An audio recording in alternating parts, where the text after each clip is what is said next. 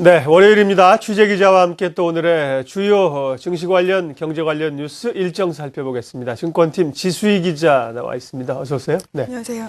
대기업이 빵집 사업 철수한다는 얘기가 오래전부터 나왔는데 계속 좀 지지부진했는데 현대백화점이 결국 사업에서 손을 떼기로 결정했군요. 네, 그렇습니다. 현대백화점이 베이커리 사업 부문 베즐리를 여타 전문 업체에 맡기기로 했습니다. 베즐리는 현대백화점 계열사인 현대그린푸드가 지난 2000년 자체 개발한 고급 베이커리 브랜드인데요. 현재 현대백화점 13개 점포에 입점해 있고 매출액은 250억 원에 달합니다. 현대백화점 관계자는 대기업 빵집에 대한 부정적인 이미지에서 벗어나기 위해서 사업을 철수한다고 밝혔습니다. 앞서 지난 4월 호텔신라는 베이커리 사업인 아띠제를 대한제국에 매각했고 또 롯데도 포숑이라는 빵집 사업을 지난 5월 영유통에 매각한 데 이어서 이번에 현대백화점도 결국 빵집 사업을 포기하기로 결정한 것입니다. 현대백화점 그룹은 현재 이 매각을 위한 구체적인 업체 선정 작업에 들어갔고요. 베즐리를 운영했던 현대백화점 계열사 현대그린푸드는 현재 상장사인데요. 기존 사업인 케이터링과 식자재 유통에 좀 더 집중한다는 방침입니다. 네, 현대백화점 이전에 호텔신라나 롯데도 매각을 이미 다 하긴 했군요.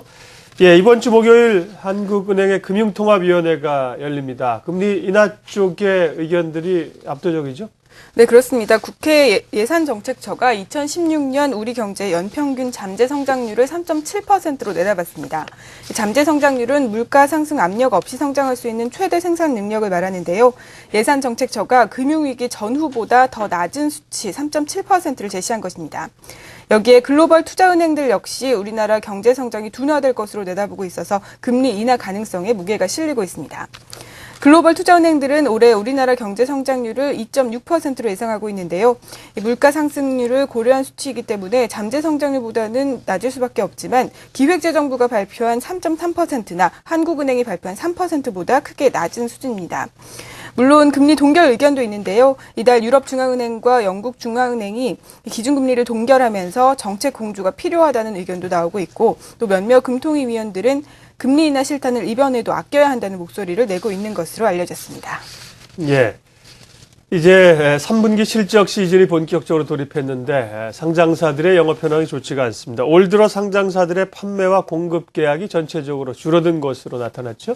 네, 그렇습니다. 한국거래소가 올 들어 유가증권 시장 상장법인의 단일 판매와 공급 계약을 조사한 결과 지난해보다 18.3% 줄어든 것으로 나타났습니다. 특히 조선 관련 계약이 지난해보다 17% 감소했습니다. 일반 제품이나 시스템 용역 등은 13조 7천억 원으로 52.39% 줄어들었습니다. 전체적으로는 지난해보다 수주가 줄었지만 이 가운데 선전한 기업들도 있습니다.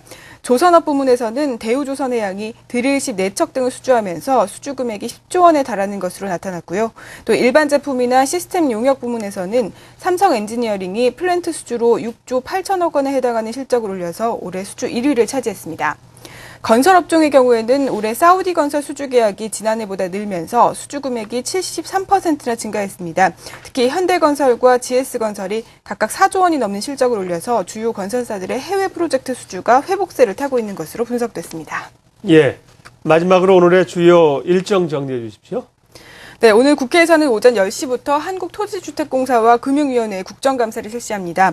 금융투자협회는 오늘 9월 채권시장 동향을 발표하고요. 현재 시각으로 8일 유로존에서는 유로 안정화기구 ESM이 출범합니다. 네, 오늘의 주요 뉴스 브리핑 증권팀 지수희 기자 함께했습니다. 잘 들었습니다. 감사합니다.